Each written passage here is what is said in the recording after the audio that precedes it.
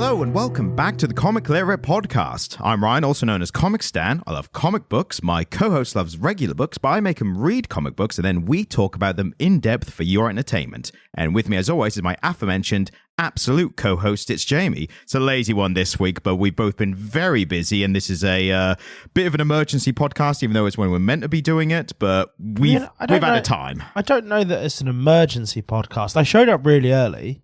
That was the emergency. Was that the emergency for you, an introvert, having somebody at your house at an unexpected hour? You cannot imagine the horror.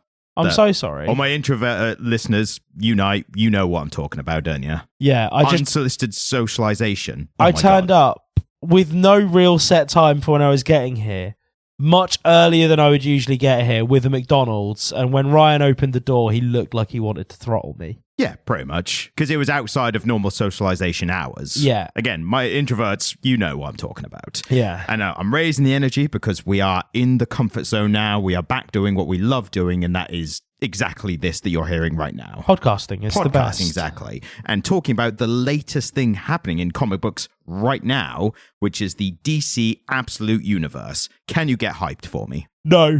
He was yawning just as I said that, so make of that what you will, listener. But I will be bringing the hype because it's comics are my thing, so I kind of have to be the one to do that. Yeah. But here we are anyway. So, DC Absolute Universe, it's maybe a rip-off of the Marvel Ultimate Universe, potentially.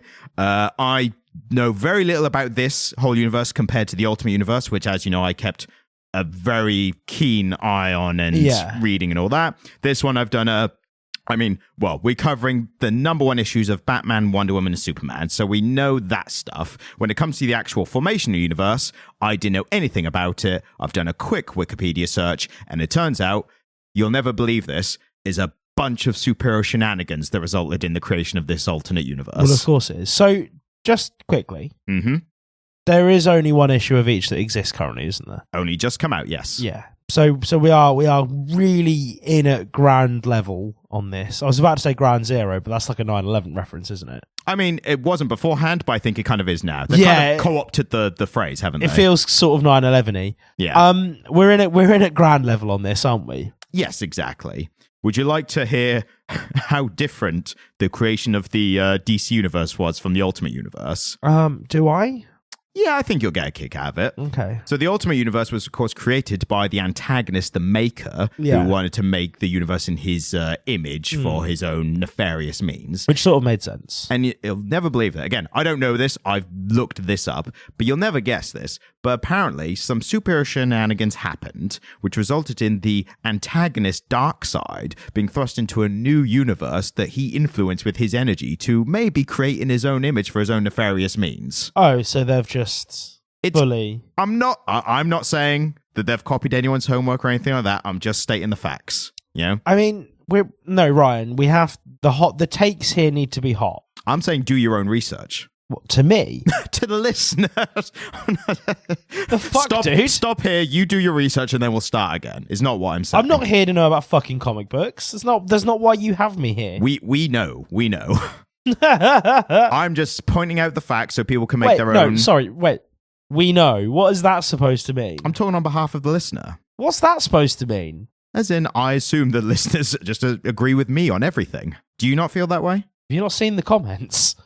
Oh yeah, but that's on the YouTube channel. That's different. Oh right, so the podcast listeners like you, but then people who consume the podcast on YouTube. Yeah, I'm not worried about YouTube commenters. Bloody hell. Who cares about them? YouTube commenters are a deeply thoughtful and conscientious bunch, Ryan. We know this. You know what? Now that I remember the comments that we've had on our episodes, I will take that back. I'm thinking of my own Comic Stan channel YouTube comments. Because once you get to a certain level, that's when all the assholes come in. Once you get to a certain level, what does that... Yeah, once you get to my level... It's the most arrogant thing I've ever heard you say. Once you get to the big time... Are you finally getting the respect you deserve, Ryan? I'm finally getting the respect I deserve.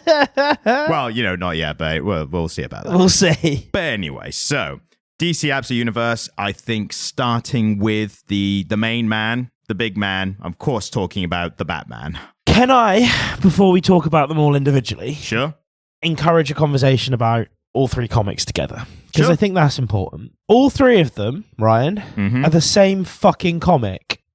In terms of the amount of origin stuff they're putting into them, I agree with you there. No, all of them have the same format. So all of them have this same format, and I noticed it because I read all three of them back to back, where it's like they do a little bit of a setup from the perspective of another character, and some stuff happens, and then towards the end of it, there's a big splash panel where they show you the new character design for this familiar character, and it's like splash panel with loads of like, what do you call it? Not area effects, but like, you know, like zap bang power sort of effect stuff behind them. And then, like, you know, Superman's there, like, in a mine, and Batman's there on ground level, like, fighting some crims, and Wonder Woman's like, I'm the princess from his area. It's the same fucking thing 3 times, mate. Yeah, now that you've pointed out, I do see what you mean. Here's a slightly weird premise. Here's the familiar superhero, go. It's like paint by numbers. Yeah, no, I know what you mean. I was looking more of the overuse of the over-exposition of their origins. So I was kind of narrowing on that, but you are right in the kind of wider picture as well. I mean, fuck me, when we get to the Wonder Woman comic, man, it was so wordy. But yes. But no, all 3 of them had exactly the same like formula. Structure. Yeah, structurally they were all identical in a way that Matt, I'm not excited for this, dude. I'm excited for smaller parts, I would say. I think there's something that could be good. There's something that could come out of it once we get past what they feel necessary to do with this origin stuff. Also, I don't see how this universe all ties together.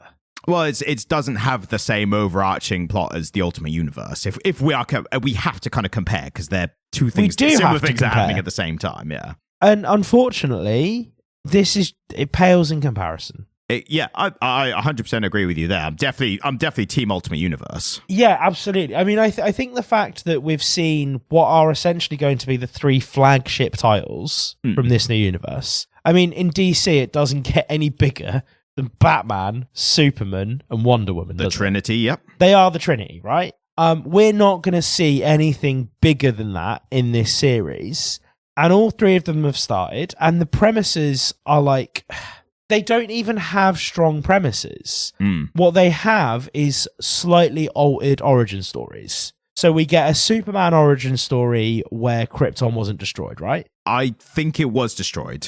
But I think there's different scenario around it being destroyed. Right. So we get a slightly altered destruction of Krypton. Yes. We get Batman where, what's his name? Alfred. Alfred isn't Batman's butler. Yeah. And we get Wonder Woman where the Amazons have been destroyed, and for some reason the Greek gods. They've always been a part of Amazon, right. Of Wonder Woman lore. Okay, yeah. So they've taken her to hell as a baby, but then we see her as an adult sort of begin, you know, her ascension to being Wonder Woman or whatever. Yes. None of that is particularly interesting. Yeah, there's thematic things in some of them, which I find interesting, which I'll get into breakdown. But overall, yeah, I do agree with you there. Of the 3 of them, I enjoyed Batman vastly more than the other 2. Really? Actually, that was my least enjoyed, I think, for me. Batman was the only one that had anything interesting happening. I think the Superman one had some interesting differences and interesting, again, themes that I'll get into later. Again, it was a lot of Kryptonian bollocks, which I don't really understand not being a comic book person. Yeah, but there was some thematic stuff like with the whole hierarchy of the planet and stuff like that, which is new kind of to the Superman character and new to general like big superhero characters anyway.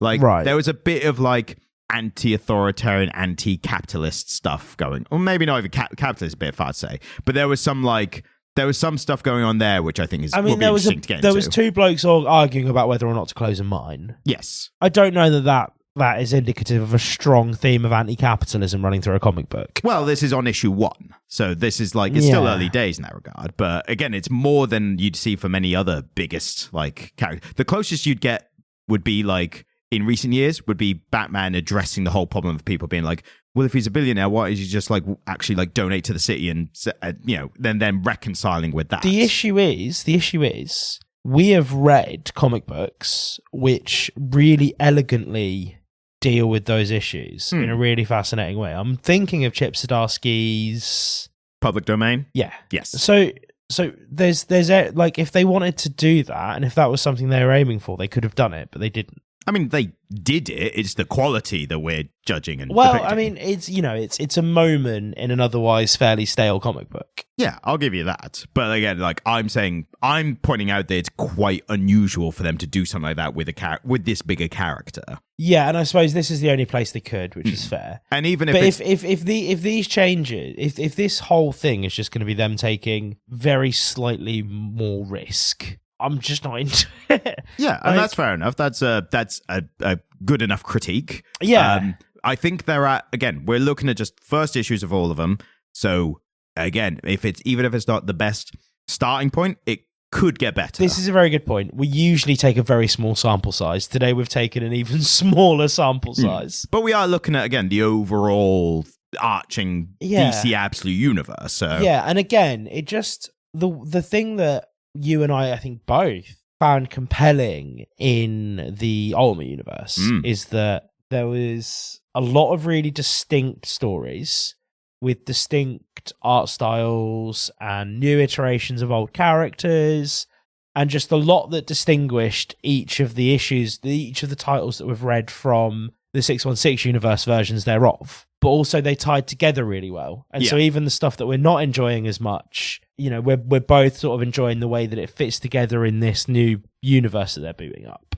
Here, these first issues, they've released them all at once, and I think there's probably... They came out week at a time. So it was like this week was Superman, last week was Wonder Woman, and the week before was Batman. So it's almost as though these are the first 3 issues of a run, right? It's like, they're staggering them out that way so that to encourage people to read all of it. Yeah, and they want to get the press on like each one per week kind of thing. None of it feels that connected. There's no interconnectedness here. It didn't feel it, no. From the bat, first, those early issues of every title, we got a sense of how connected they all were in the Ultimate Universe. Universe, yeah. And so I don't think they're doing as good a job, unfortunately. No, that's fair enough. And I think we could kind of imagine like what if we had just done like the first issue of the Ultimate Universe titles. I think it would be the same thing, like especially compared to like Ultimate X-Men and how different that was. Like, do you think we'd be having the same conversation? I don't so. know that we would, because that first issue of Spider-Man slapped. Yep, fantastic. Okay, the Maker stuff I was less hot on than you were. But the first issue of the X-Men, Ultimate X-Men, fucking went. And that had a varying degree of that was like so much further from the big universe stuff, but it still felt like in the shadow of, if that makes sense. Yeah, that X-Men run slaps, mate.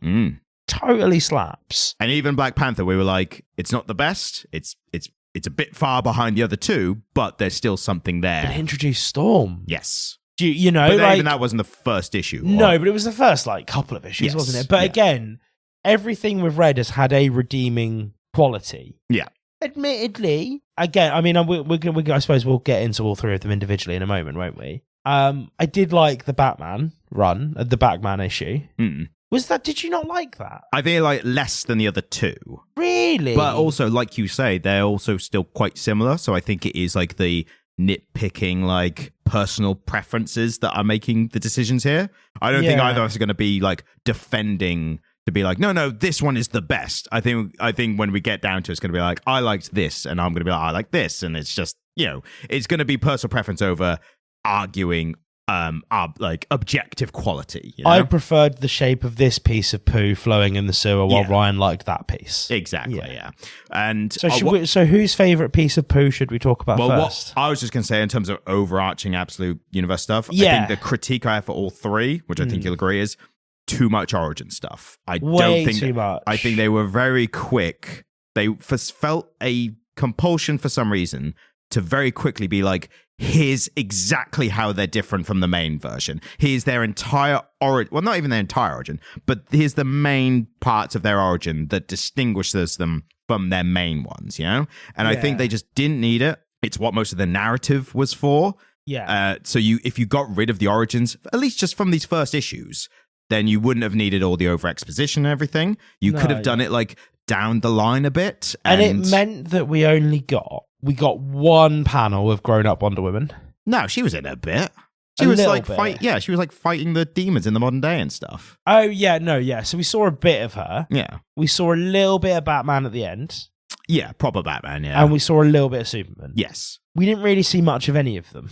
No, and that's what I mean, is I think if they had just taken the origins out of these first issues and even show the characters they are now, and then create the intrigue for people to be like, I wonder how this is different, because they're obviously different. Like, you just need to see them immediately to see how different they are. If Superman had opened as a teenage Superman on Krypton, like that was the first thing we saw. That would have been dope. on Earth at the mine would have been like the natural start, like the now starting off point. Yeah, that would have been cool. Yeah, if you had shown them as they are now, it's fairly fucking obvious that they are different and have different origins. So then readers will be like, I want to know why they're different. And now I just feel like, here's the origin, here's a new character. I'm like, I guess I'll see what happens next. You want to combine that, like, what happens next, but also why are things how they are? Like, if you can get both of those, you are winning in terms of like getting people invested in reading the next issue. And I feel as though giving us an origin at the start of a new run is very much like an old school comic book thing. Yeah, 100%. Like, that's how it used to be. Like Golden Age, Silver Age. Oh, we're rebooting Batman. We'll do a new origin story. Yes. I mean, how many fucking times have we seen?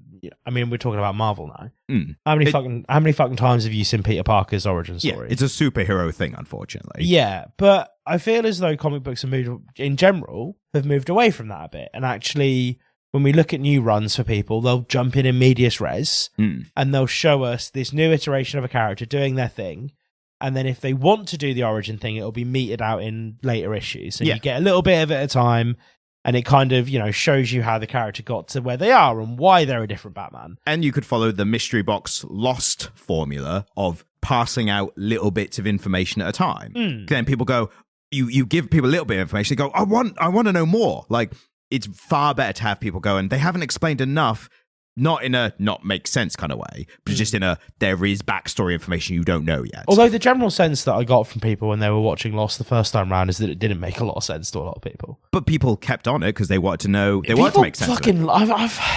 I've seen a bit of Lost. I've not watched all of it. No, I haven't even seen Lost. I'm going by like people's perception of it. Have you never watched any of Lost? Nah, it didn't appeal to me. All right, yeah, pretty good. But I've heard people talking about either why they loved it or hated it, and the people who loved it like just wanted to know what happened next. The problem was they lost everyone when they just didn't really explain anything after a while. When you get to like season 4 and most stuff still doesn't make sense, people are like, are you going to get to it now? Or like, there is a balance. There's a balance of metering out information that is expected by the audience, and I think they could have done that here as well. And prime example as well, you pointed out with the Ultimate Universe when we were reading the Ultimate Invasion, there was very much an administration run of 4 issues. But when you have that and you do that in a separate title, which is optional, then you can just do like they did. You just go straight into the superhero stories, and you can say, and look, if you want to know what's actually happened, go read this comic.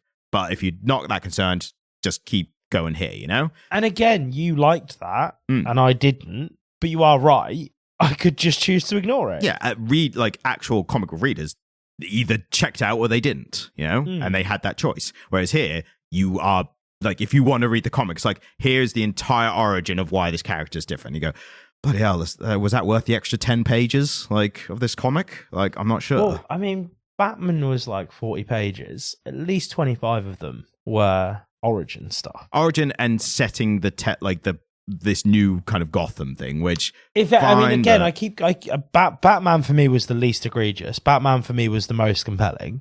I mean, I've got my issues with all of them, but there's issues there. Yeah. There's issues there, but Batman was the most compelling. There's a particular thing that one did really well that I enjoyed, and it was probably, again, I wasn't loving the whole thing, but there was a moment in it that I was like, wow, that's cool, and I liked it.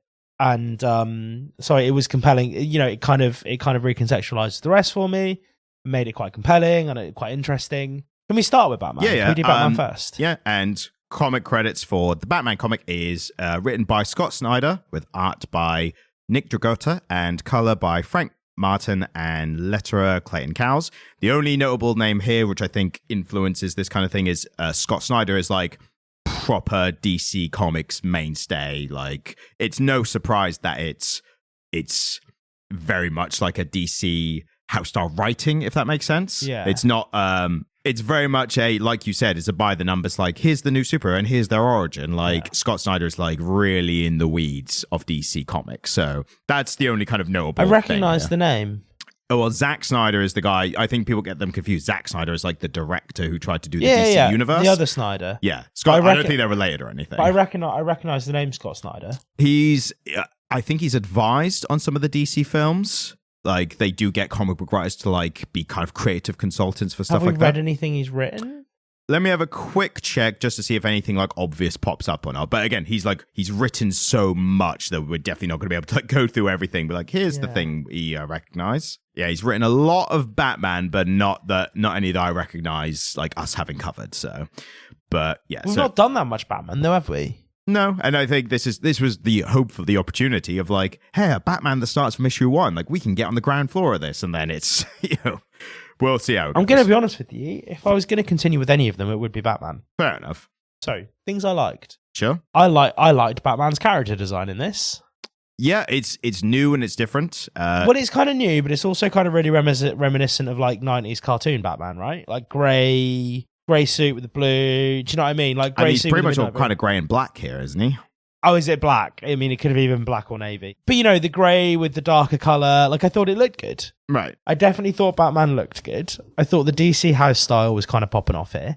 Yeah, I only kind of thought it was a bit like a slightly rougher kind of penciling than they normally do in, like, the proper main house style. I don't know if that's meant to be, like, a signature of this absolute universe or not, but it was maybe an attempt to kind of distinguish it a little bit stylistically. I mean, in fairness, I think the art style was best in Superman. Yeah, Superman looked the best. I think I'd say Wonder Woman, to be fair. Really? Yeah, but That again, they were quite similar. Yeah. So, but I like the way Batman looked.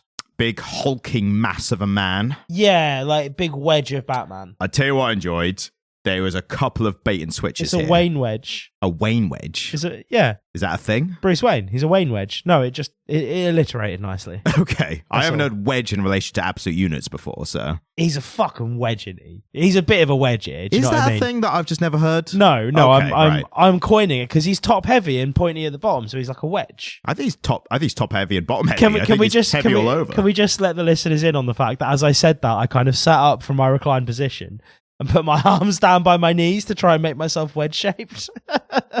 I think he's kind of big all over. He's like a big kind of rectangle of a man. I know. Actually, now I think about it, his legs are kind of a bit more thinner and toned, aren't they? Yeah. It's the chest that's the main part. Yeah, so I see what you mean now, yeah. I was thinking of just like his kind of silhouette of like the waist up and thinking of it as just like a big rectangle. He's got lean legs. Yeah, he's not particularly triangular in thorax. He's quite square, isn't he? He's quite square of chest. But he's got thinner legs than that, obviously. I mean, his arms are massive, so obviously his legs had to be thinner. I think... Should I do a really brief synopsis of this one? Yeah, sure, yeah, give it a go. What's the butler's name again? Alfred.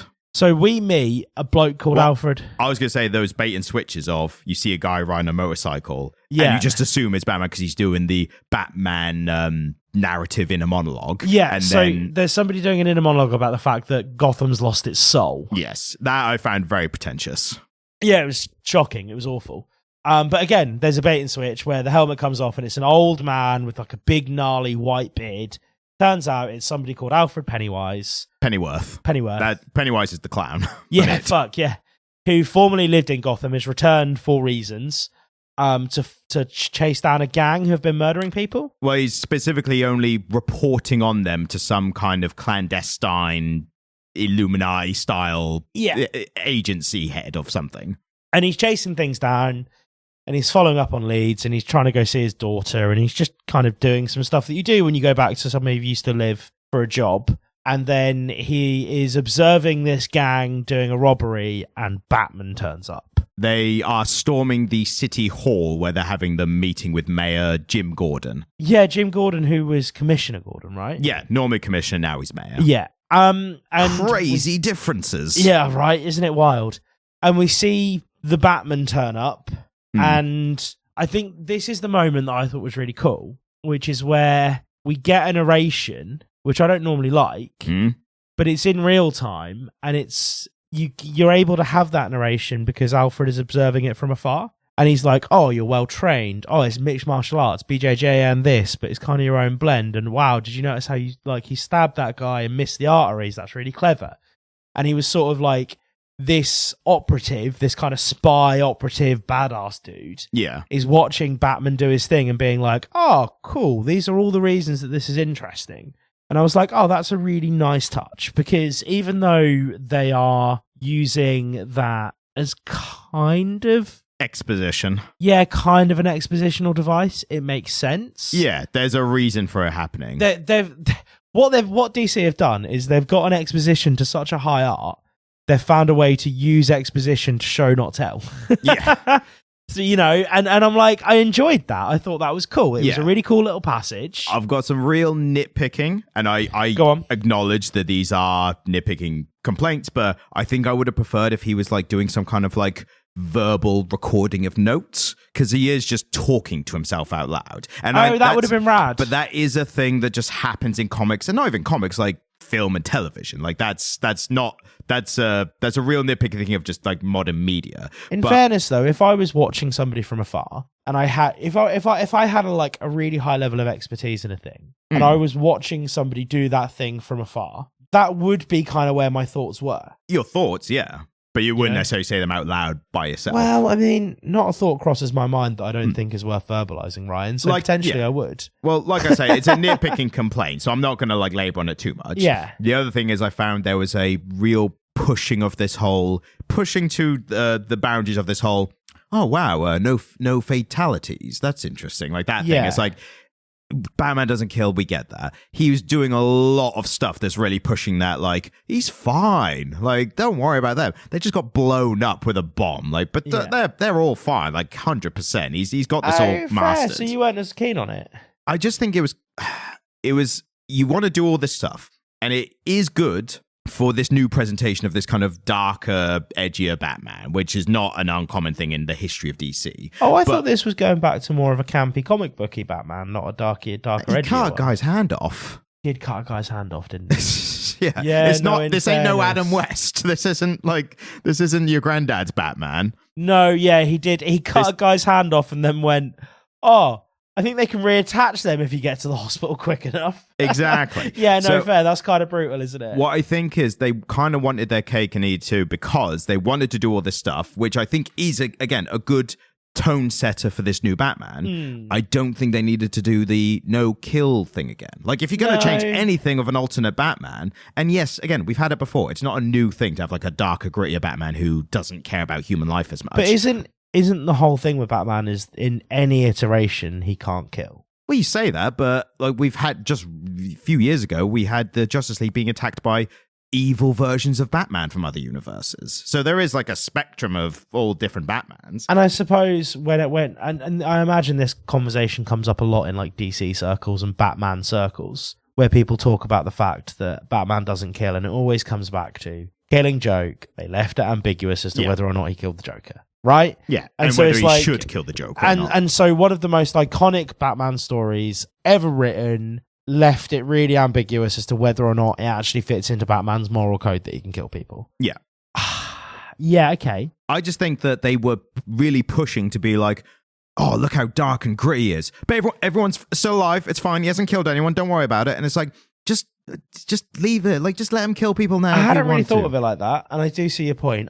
But that notwithstanding, I do like how that action sequence played out. Oh, and that's what I mean. That's why I'm favoring the keep the tone, keep all this great, get rid of the rule. The rule is just a thing you've placed on this Batman, like the other one. Yeah, that's making it a bit more ridiculous. He could have Alfred be like, he's not. There's like some people are going to die here. Like there's some fatalities, but he's awfully restrained for someone who could have just killed them all like very quickly. Like you could have played with that way. He's not quite no kill policy Batman, but he's like, look, I'm going to fuck you up. I'm not trying to kill you. I'll fuck you up, but there's a chance that some of you might die. Like I'm cutting hands off here. Some of you may die, and some of you will live, and that's a risk I'm willing to take. Did you not see where I was going with that? I thought you were going Lord Farquaad from Shrek. No, that was meant to be Mel Gibson in Braveheart. I prefer Lord Farquaad from Shrek. I saw a theory the other day that Lord Farquaad was the child of, I think, Snow White and one of the dwarves. Maybe. Makes sense. It was Snow White royalty. No. Well, maybe still. I mean, she's a princess. They're all princesses, though, aren't they? Yeah, there's a lot of royalties there. But anyway, back with what things I did like as well. Yeah. Again, I said the bait and switch with Alfred, like showing it's one guy and it's actually Alfred. You think it's Bruce Wayne, but it's Alfred. They do it again, which I didn't see coming because they did it so quickly afterwards, where you have a normal proportioned man who's talking about Gotham, hitting the punching bag, like doing all these cool moves, do a whole page to like dedicate to like showing him. And then at one point, this massive hand just comes on his shoulder. And it's the real big Batman who's just like, "Oi, mate, do you want to step off? It's my turn now." And the guy's like, "Oh, yeah, no worries. Don't worry about it." And I really enjoyed that. And then he absolutely pops the fucking punch bag. I mean, that was ridiculous, but I liked it. Like, that was like... I mean, have you never broken a punch bag? No, of course not. Have you not? They showed breaking a punching bag in the way he did it as Steve Rogers in Avengers, where it goes flying across the room because he's a super soldier. Yeah. I'm not talking about, like, causing a hole and the sand comes out. I mean, like, he hit it where the whole thing shifted and spun around. Fair enough. Yeah, I was gonna say, like, popping a punch bag isn't that unusual. No, I don't mean I don't mean breaking the seal. I mean like breaking the seal, moving the whole thing, just swinging on the fucking chains and moving out of the way, you know. But again, I was like, this is a Hulk of a man Batman. Fair enough. Like, I'm not critiquing that. I was just kind of like, all right, that was cool. Fair enough. But yeah, I there was some thought to like, this isn't your normal Batman. But again, they're trying to have it both ways. You know what I mean? Yeah. But overall, I think there was a lot of heavy-handed like references, which again, But all the way through all three of them, it was very heavy-handed. I think it was let me rethink this. I think it was most heavy-handed in Batman. I think. No, I think it was most heavy-handed in Superman because you've got that really dense Krypton lore that you need to know. Like, you need to know the names of all of these different Kryptonians for what's going on in that Superman comic to even begin to make sense. So what I'm talking about, and I think it's a kind of different thing here, like from a different angle, there was a bit where they have Waylon Jones, who is in the main line, he's Killer Croc, and it's called Croc's Gym, and not only that, but he's also opening a exotic pet store, and he's holding a couple of crocodiles, like, and I was like, come on, mate, like, you could have just called it Croc's Gym, and that would have been like a nice reference, but then we've got like all this stuff. And then it even goes to, hey, Bruce, why don't you come to the poker game anymore? Like, all the guys are going to be there. And he just lists the first names of all his rogues gallery. Yeah. And you know what it was for me? It was the same thing as when we read Marvel 1602. Yeah. And they're talking about the Matt Murdock character. People say he's the devil's in him and he's blind as well. And I'm like, come on, mate. And I had that with it, you know? I was what's the point in this? Like, if it's for story, like, again, Alfred not being the butler is a good difference. And then there's a fun little reference where he calls himself a servant to the people he's working for. And I'm like, that's the level I like. That's where you go, I know that. When it's beating you round the head with like, and Harvey, who's Two-Face, and Oswald, who's the Penguin, and Selena Kyle, who's Cowan. Remember, like, I was just like, I feel like they think I, as the reader, is stupid. You know what I mean? Yes. And I had that kind of issue with it. Again, maybe the most nitpicking issue I've taken with it, but that was my reaction in the moment.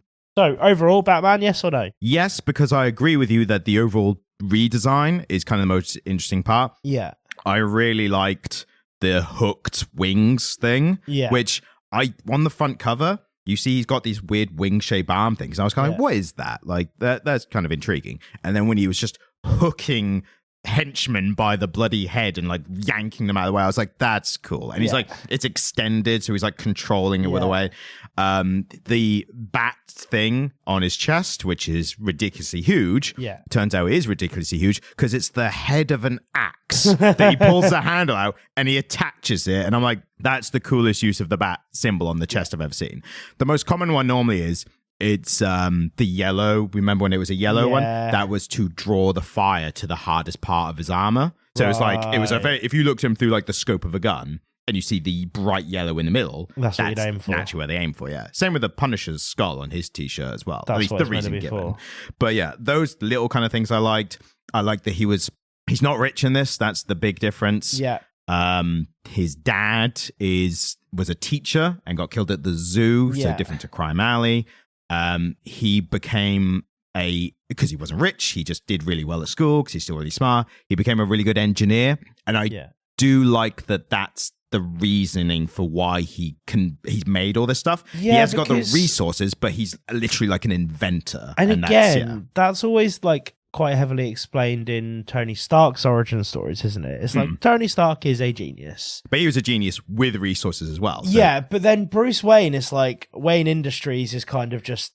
It's always left quite opaque as to what it actually does. And it's like, Bruce Wayne just has shit in a Batcave and that's it, right? Yeah. I think going across to Bruce Wayne as he's one of those geniuses where he's really adept at learning new things. So he like applies himself and just, he literally tries to be jack of all trades rather than like Tony Stark, who's like technology, like very specific kind of genius, you know?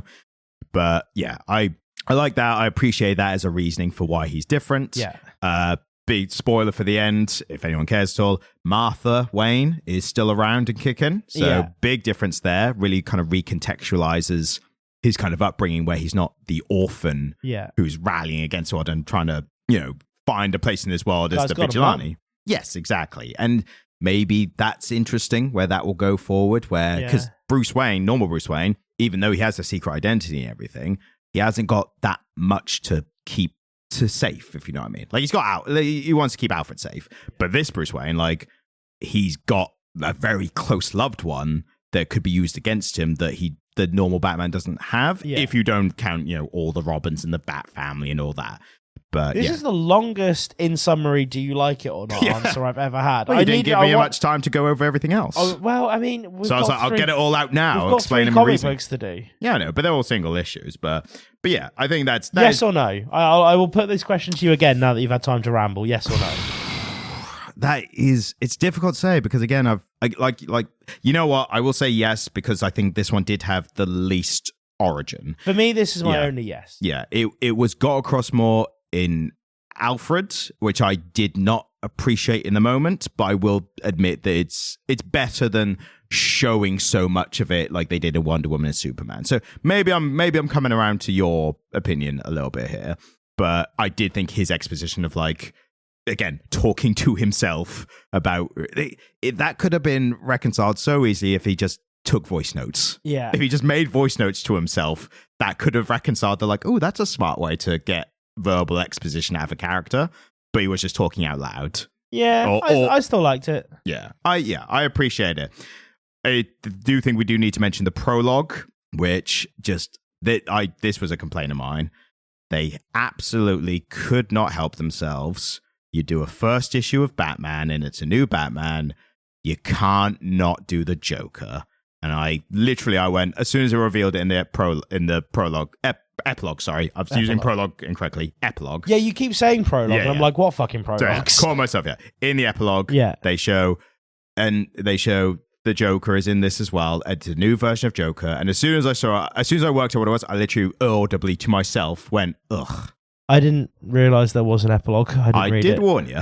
Did you? Yes. You did, yeah, you did. While you were here reading it. Yeah, no. So it's only like 2 or 3 pages, but what it is these guys are in a helicopter who are about to take someone somewhere. Yeah, no, yeah. Sorry, yeah. And they're going about like, oh, this guy, and there's like a narration as well. Then one thing that's interesting, they basically give him the Batman training origin. Yeah. He's been around the world. He's trained with people, specifically people who trained Batman. So you got some guy, Ducont, whoever I think is like a famous French thief or something, but also the League of Shadows who like trained him in the martial arts and everything.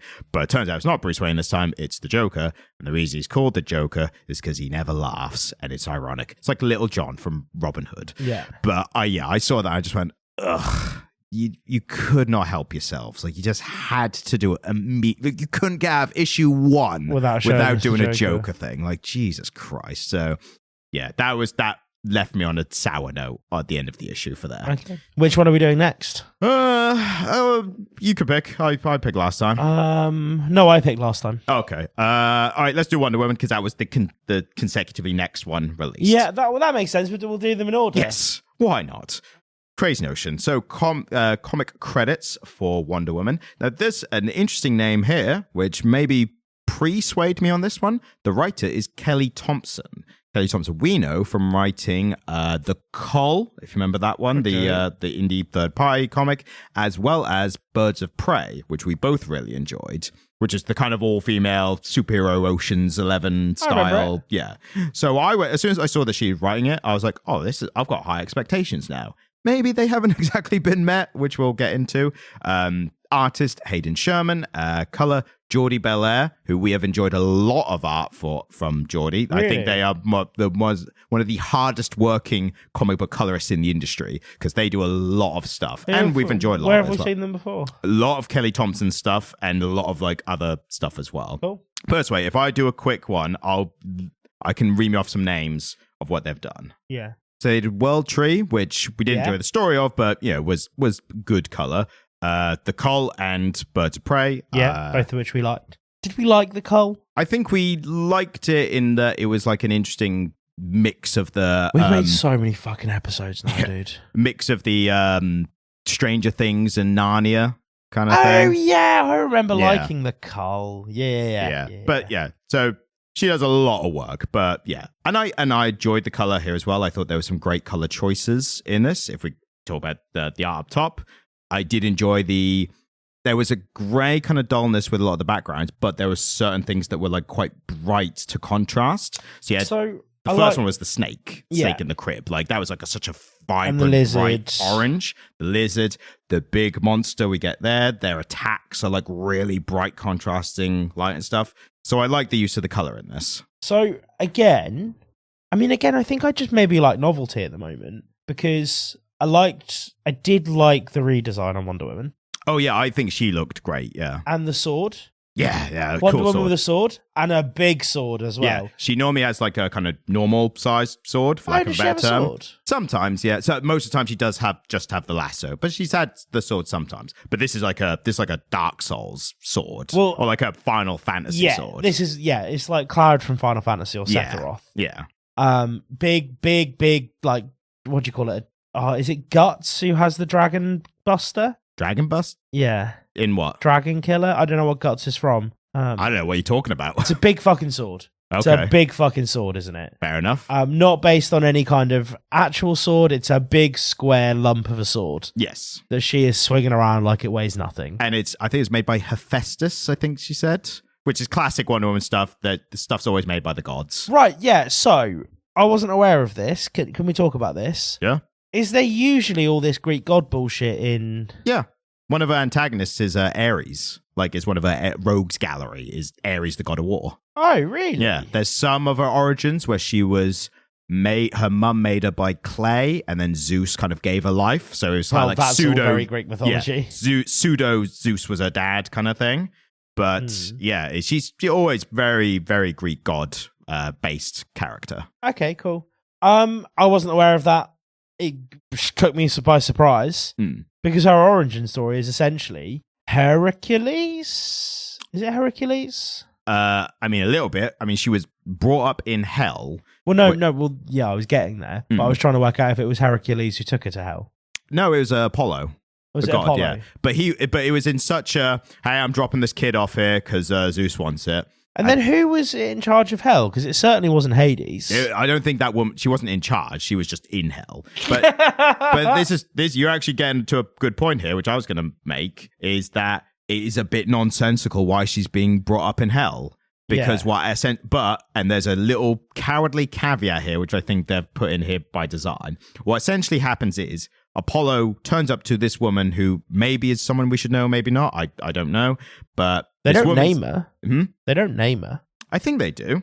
Do they? Oh, then maybe they don't. And I can't be asked to check right now. But there's a woman in hell, and she's just getting on. She lives in hell, and she's just getting on with it. And Apollo, she doesn't like the gods. And Apollo turns up, and he goes, "Here's this baby. It's the last of the Amazons. They did pissed off Zeus somehow, and now they're kind of under his thumb until maybe they're banished here as well. He wants the baby here, so you're going to look after him now." Well, no. She specifically says he doesn't say that I needed to look after him. Well, he just says that the baby's going to live here. Well, this is what I'm getting at. But he does specifically say about being in her ward. But then she says, what if the baby dies? To which I went, can a can anyone die in hell? Like, that's a bit of a paradox here. Well, if you put a mortal in hell, I suppose. I don't know. That's what I mean. But yeah, she's like, what if he dies? And Apollo's just like, yeah, we don't give a shit. And the reason I know that they said about her being in the ward was because I had to go back and recheck, because I was like, well, hang on, do you care about what happens to the baby or not? Right. Like, I could not reconcile. Because she doesn't care. Well, she shouldn't. Like, she's given no reason to. No, I think if somebody gave me a baby, even if it wasn't my baby, no, what I for mean the is, duration of time that the baby was in my care, I would endeavour to care what happened to it. What I mean is from the perspective of Zeus and the Right, gods. yes. They're like, look after this baby, but also we don't care if anything happens to him. So that's why I'm like, what's happening here? And maybe benefit of the doubt, this is one of those things that will reveal itself later. But in the moment, like, even she's like, well, hang on, do you want me to look after it or not? Like, what's going on? Like, if someone gave you a being of any kind to look after, and then when it doesn't matter what happens to them, you'd be like, well, what do you want me to look after him or not? Like, what's going on? The one cowardly caveat I mentioned earlier, that this gets the slightest pass, like by a hair's breadth, the pass for me, and that's cock. It's ordered by Zeus, and Zeus famously did not make sense with his decisions or anything. He was a capricious knobhead, wasn't he? Exactly. That's the one. I made a note of it. I was like, the one character who you can associate nonsensical storyline, plot, and character motivation is Zeus, because he's like the king of that kind of stuff. Like the oldest character who did that kind of stuff, didn't he?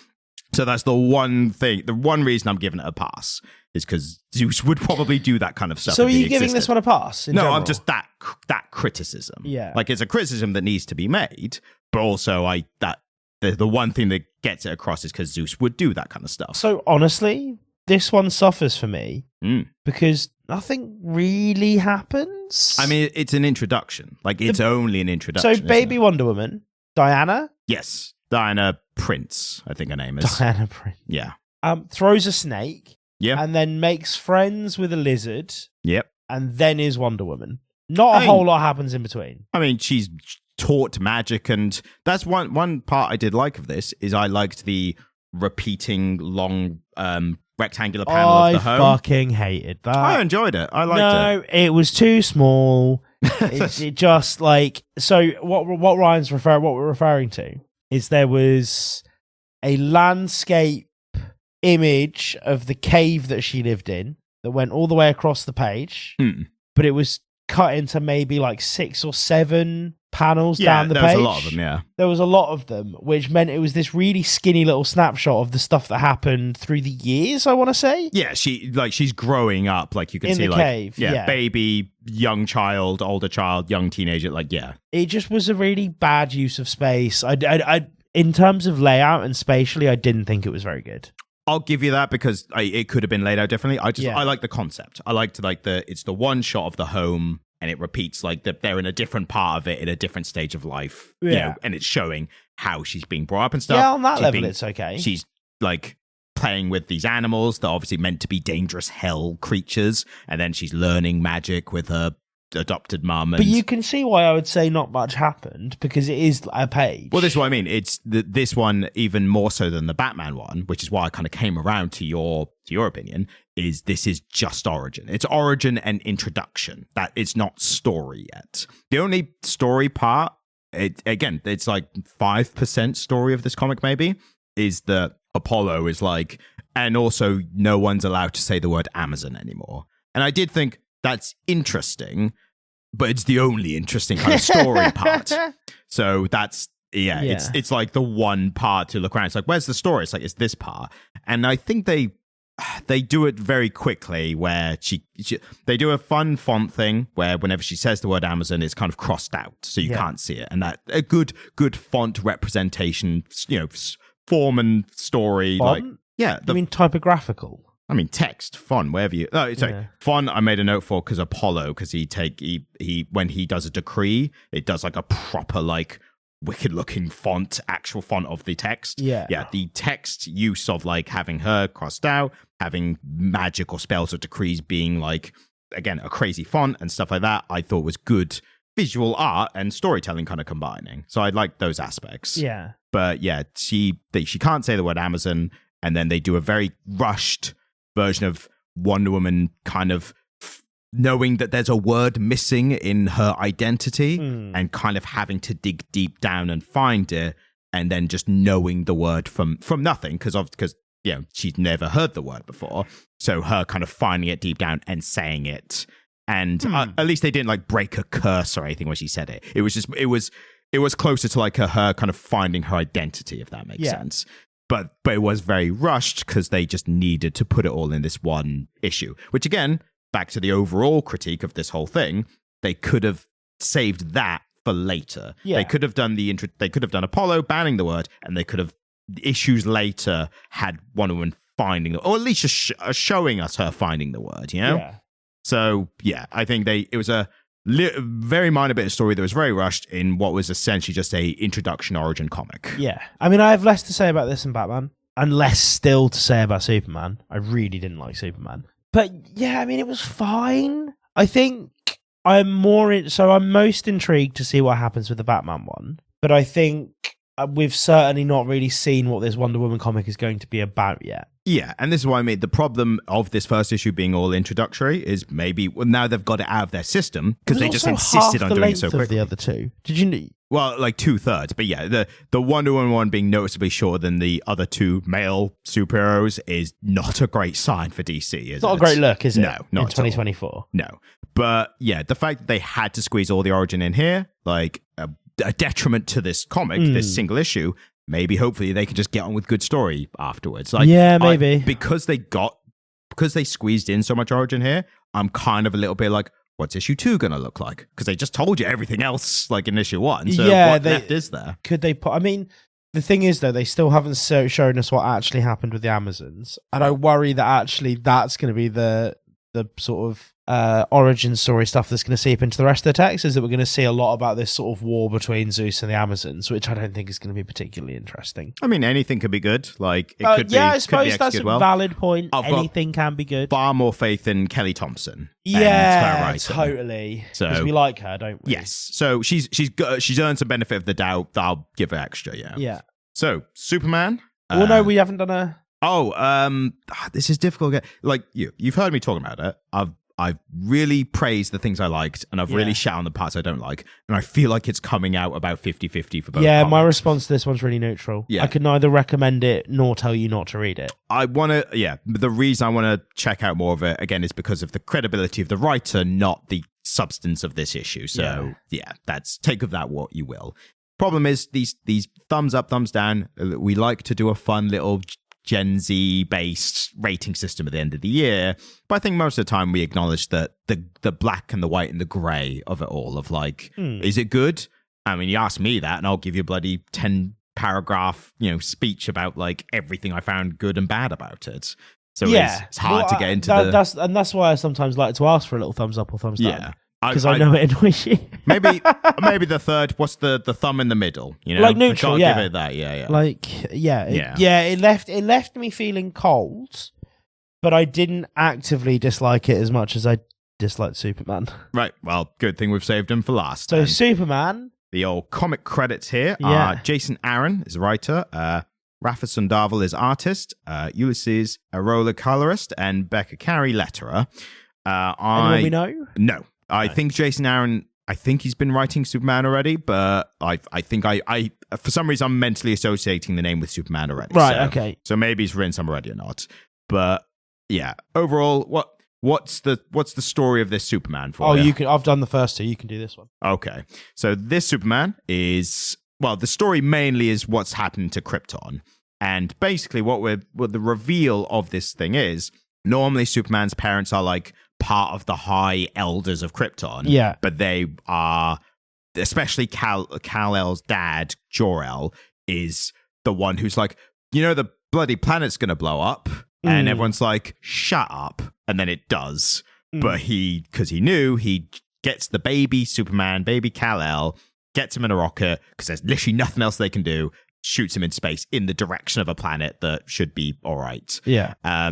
And whereas in this one, we've got, we're going in the whole issue, but instead of being the high elders, the Superman's parents are actually the working class of Krypton. Yeah. And I think, again, this is why I'm not shitting on Superman as much as you. I did find it very interesting that they were putting this whole class warfare element into Krypton, because with Krypton, it's normally always presented as like a utopia. But the contradiction here is it's a utopia that also somehow managed to mine its core for resources to the point of destroying the planet. So it's like, how much of a utopia could it have been for that to happen, you know? Yeah. How much of a utopia could it be when one of your like main science officers is like, we're bloody destroying the world here with all this resource mining, as you probably refer to as, and everyone went, sharp, everything's perfect, so don't ruin it for everyone. And then it happened.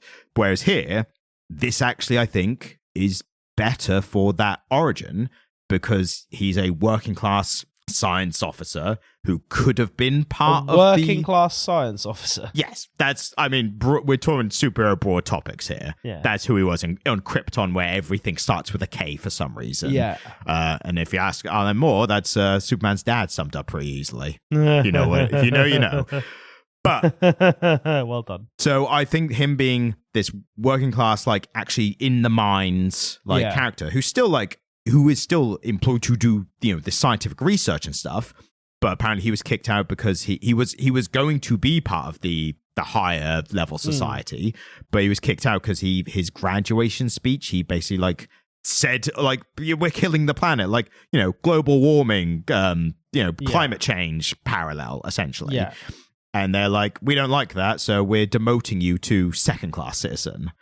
A lot of it is very on the nose, very like I would it's not all very on the nose. Yes, I would not look to a DC Superman comic to like, can you subtly get across the intricacies of like class warfare and citizenship in a, you know, second class citizenship and all that bollocks. But in the sense of normally Superman comics being a guy with super strength who punches people and saves the day, like this is something. This is a bit more than that.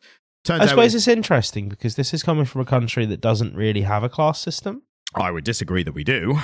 America. Oh, right. Oh, yeah. Yeah, class is becoming more of a thing nowadays than it was. Yeah, I mean, it's not really been a key concept in American culture. Like, I think it has in very recent years. It's become more and more prominent. Yeah, but yeah, but America doesn't have a class system. What do you mean by has a class system? Like, well, so the class system is really, really ingrained in British culture. Yeah, well, I agree with you that it's not part of the country, like origin of the country, but it's something that's now becoming more and more prominent these days because of the driving wealth divide and all that. You know.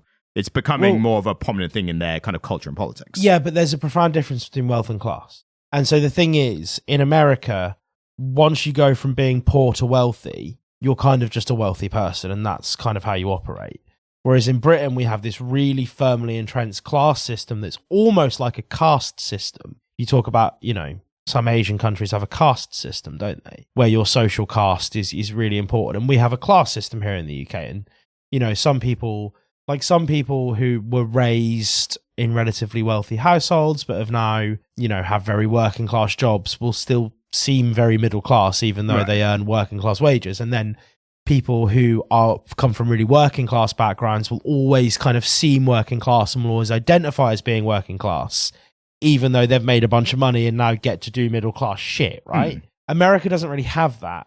Well, and so watching an American writer be like, "You're a second-class citizen now," it screams of a country that doesn't have a class system talking about class. Yeah, does that make sense? Yeah, I get your point. And what I mean by it's like becoming a thing now is because what you are seeing is a driving divide, especially in elections and the recent election and the voting patterns of college-educated people versus non-college educated people. So that's what I mean, and that's a very recent trend. So that's what I mean by it's very that's not a recently class changing. System, though. The class system is quite uniquely British. I mean, from my perspective, I would describe it as the British class system and then every other class system. Like, if you think every country has its own kind of version of it, entrenched its own origins and stuff. Well, not necessarily in the same way. That's the thing. That's what makes the class system so unique. It is quite uniquely British. Right. I feel like every country can have its own, because if you talk class of people, then that can be by any kind of, you know, whatever the measuring of class is in that country.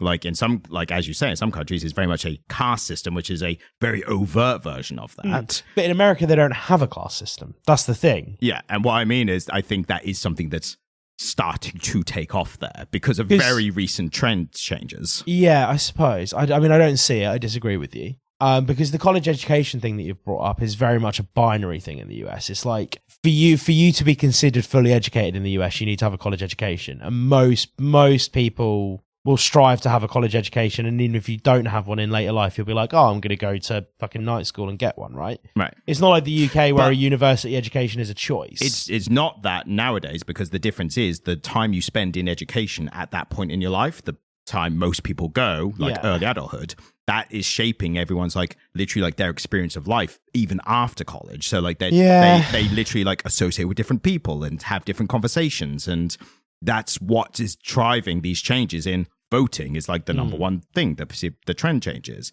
But then you associate it with everything else, like cultural things of like what they talk about, what they care about when they go into the voting booths.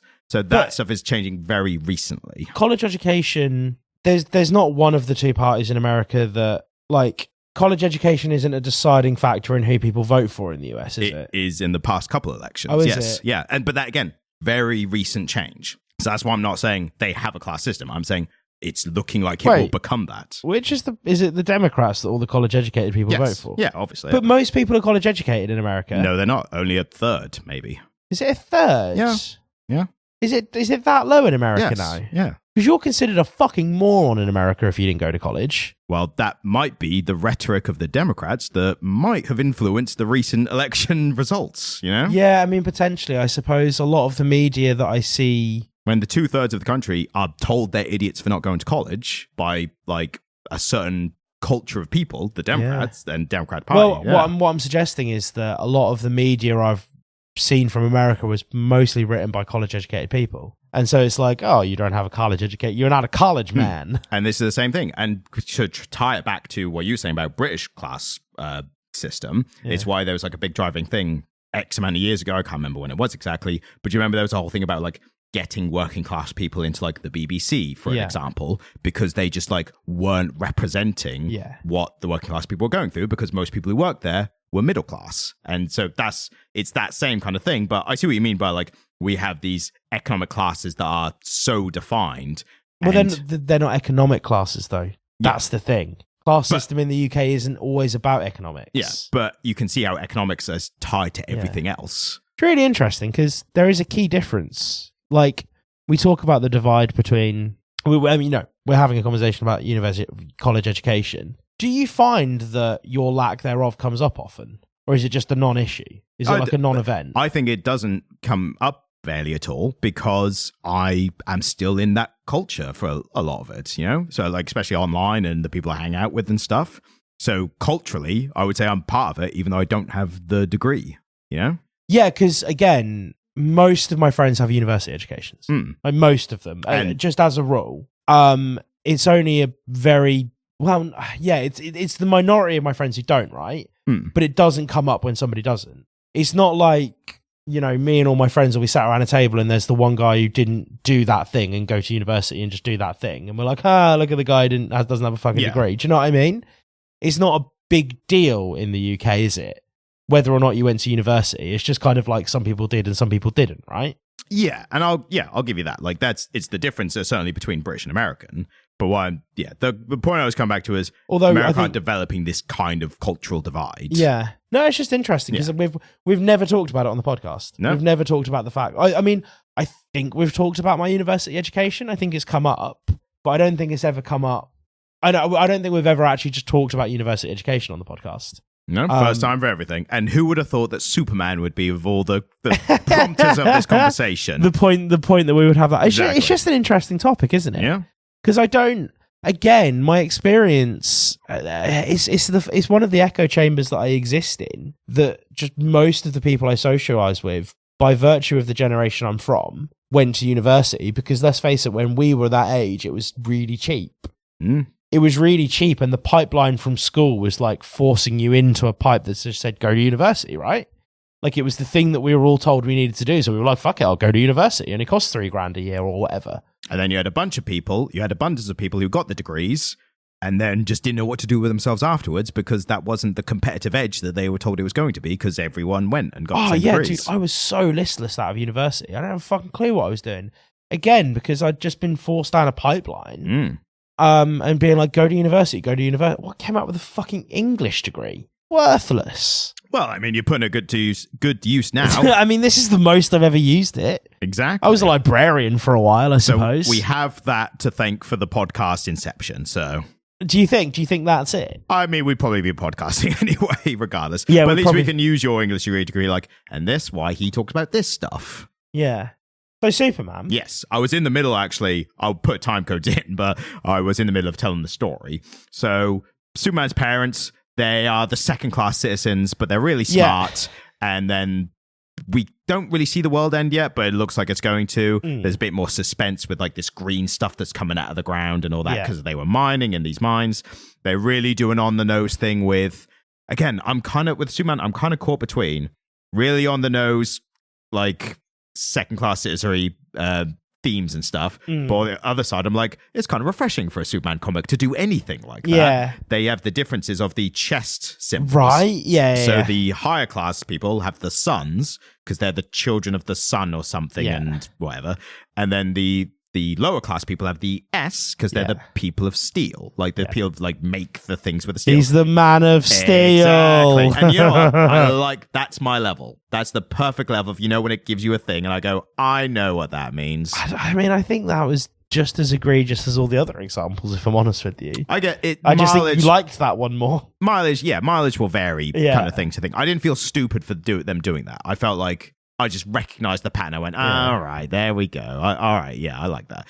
So, Man of Steel, People of Steel, whatever. There's also that one guy who has the one weird symbol, and it turns out he represents the League of Middle Management, which I was like, that's the most dystopian. No, that's the second most dystopian thing I've ever heard. Well, the first most dystopian thing is when his dad mentions that they didn't pay the rain bill, which is literally the bill to have the rain come over your crops. Yeah. That's the most dystopian thing I've ever heard.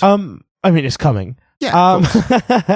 I mean, that was the one bit that I kind of liked because it poked fun.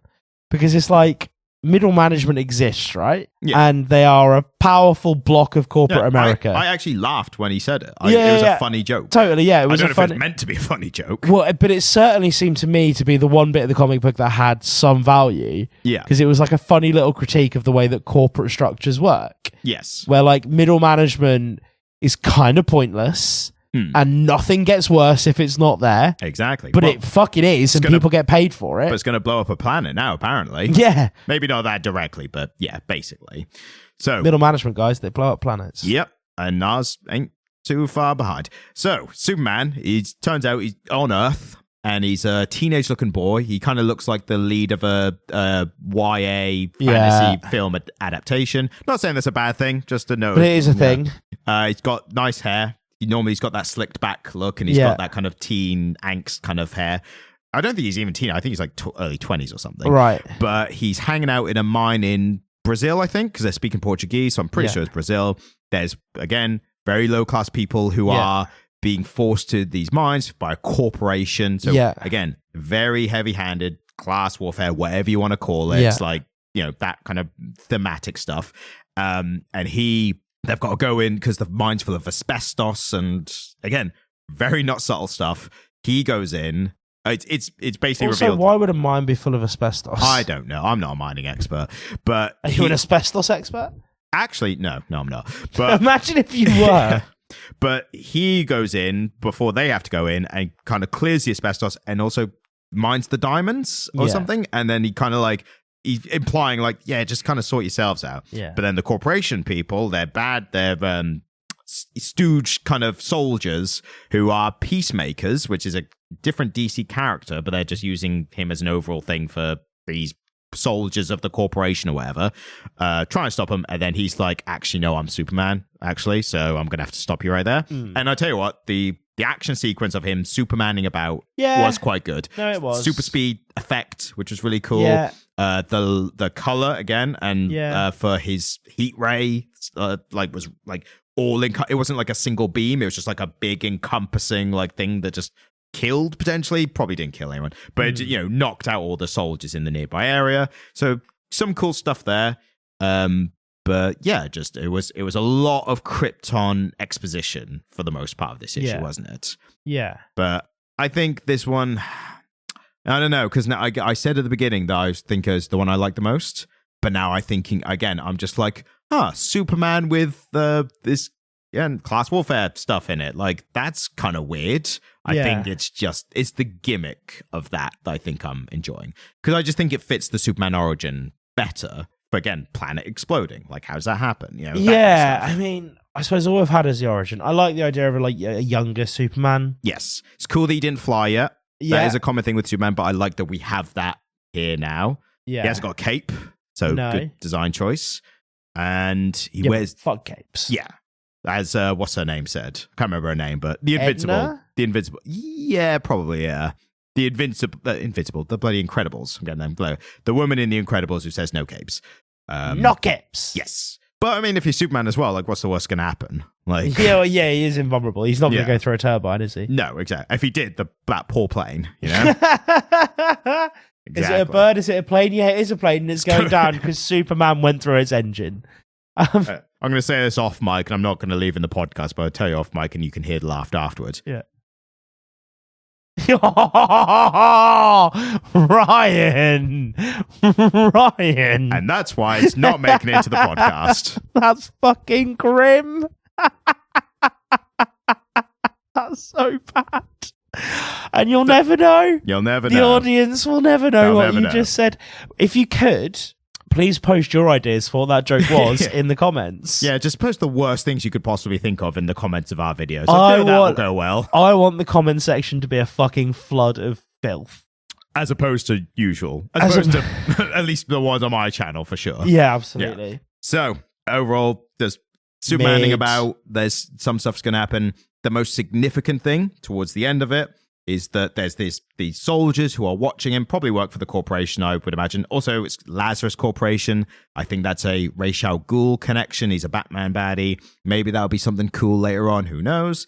But the biggest thing is what one of the soldiers who manages to get a handcuff on this Superman. I can't remember exactly how. Maybe he was weakened or not. I don't know.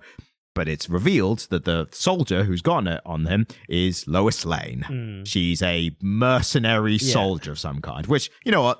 If you're going batshit crazy with the changes, like, that's a good one, I think. Yeah. I'd like to see what happens next. Maybe they're probably going to fall in love again, but there's going to be like Romeo and Juliet, except with a son of a exploded planet and a mercenary for hire woman. I mean, that makes more sense than her being a journalist. Are you applying the fact that she's a journalist, but she doesn't work out that Clark Kent is Superman? Yeah. I mean, I get the idea of, like, people having their blind spots for the people near, close to them. In fairness, though, right? Like, changing hairstyle and putting some glasses on is a more effective disguise than I think we give Superman credit for. Yeah. There's a lot of, like, people retcon stuff after the fact to make those bollocks superhero stuff like actually make sense afterwards. Yeah. There's a lot of that stuff with Superman's identity. To him, like, the glasses being like kryptonite technology, so they like interfere with people's recognition of him. Yeah. To even just really simple stuff like that he when he's Clark Kent, that he slouches. Yeah. And just that change in posture is something that people, and the other change as well, but the change in posture literally make people think differently of him. Yeah. And that Clark Kent's like a, coward. Like, there was a great part in a animated Superman film that had him visiting Lex Luthor in prison. Yeah. And Lex Luthor is like getting jacked in prison. Yeah. And there's a part where he's hitting a punching bag and he knocks it off. And again, that old trope that apparently happens a lot, but he knocks it down. And Clark Kent, who was interviewing him in prison, he literally, as soon as it knocks off, he's like, and like hides behind, like backs away, like in fear kind of thing. So the fact that he's doing all that stuff to present this version of Clark mild Kent, person, people are like, don't even comprehend that he could be the Man of Steel, So there's all kind of stuff like that here. It's interesting that he's not Clark Kent in this. No. Like, that's a far cry from the original. So, yeah, do we even get a name for him? Just Kal-El, I think, the Krypton name. So, yeah, we don't have a Clark Kent name or anything like that. There is a shot of the Kent farm being owned by the Lazarus Corporation. Right. So maybe it is Clark Kent and we don't know it yet, Yeah. but maybe there's something there with that. I mean, now that we've talked about it, I'm more warm about it than I was before, but that always happens. I come in hot and I warm up to things a little bit while we talk about them. Well, to be fair, I came around to Batman might possibly being the best one, so... I think this happens a lot where we come in hot and then... when we hear what the other person likes about it, we're like, oh, yeah, actually, that's kind of in... we often warm up in that way, don't we? Yeah. It's not... I came in really disliking it. I'm coming out of it thinking it's not so bad. It's not as good as the Batman one. Yeah.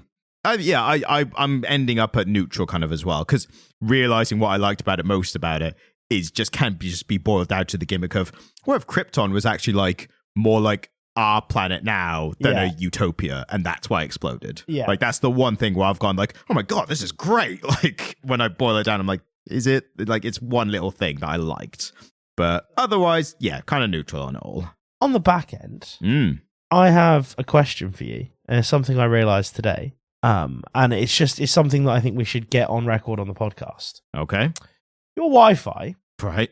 Why do you... So this is a thing that I've noticed. This is going to be a time-coded tangent for the end. Yeah, yes. I mean, we've been enjoying a little bit of off-topic convo at the end. Yes. And I think we can just do that sometimes. Because I mean, if you made it this far, like, you're in for the long haul now. It's our fucking podcast. Do you know what I mean? Although, hurry up, because I want to have dinner after this. Yeah, so you can, and people, very, very few people, me included, change the name and password of their Wi-Fi router. Right. To something bespoke, and so you can always find it and you know the password. I mean, yeah. So are we agreeing that most people don't do that? No, most people don't. Yeah, right. I always do because I think it makes perfect sense. Right. Why do people not do it? Why do people just leave it with the generic router name and the generic horrible, very secure, but it doesn't need to be that secure because you can see when somebody's on your network and boot them off, password. So, to be fair, all my passwords look like that, are like that secure.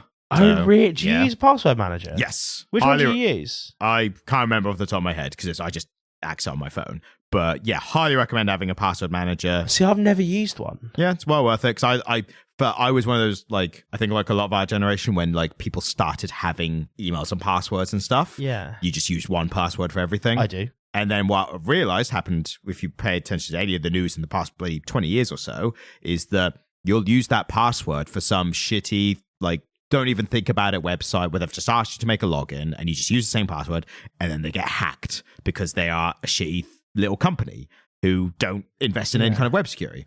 So then these people have your details and your password and then they take that to the things that actually matter, like, your social media accounts or your banking somehow. And the banking's got better on that. They don't just, take a username and password anymore. Yeah. But that general, like, happening is why I realized, oh, I shouldn't use one password for everything. So as soon as I went from that, I was like, well, what's the most secure? I might as well just go straight to the most secure thing. And it's having a password manager and having a separate unique password for everything. It's not words or anything. It's just all like random letters and numbers. Do you still have the one normal memorable password to get into the password manager though? No, that's a different master password. So that's something different. And that's something, not written down anywhere that I just know off by heart.